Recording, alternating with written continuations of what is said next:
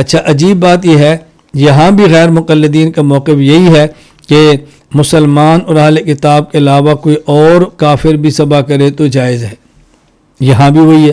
نواب نور الحسن خان غیر مقلد 1339 ہجری وفات، عرف الجادی میں لکھتے ہیں ذبائح اہل کتاب و دیگر کفار نزد وجود ذبح بسملہ یا نزد عقل حلال است حرام و نجر نیست، یعنی اگر کوئی کافر ہو وہ ذبح کرتے وقت بسم اللہ پڑھ لے، یا کوئی کافر ذبح کر دے اور مسلمان کھاتے وقت بسم اللہ پڑھ لے تو کہتا ہے بس یہ حلال ہو گیا۔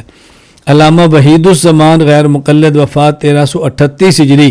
کنز الحقائق صفحہ 182 وہ لکھتے ہیں وذبیحۃ الکافر حلال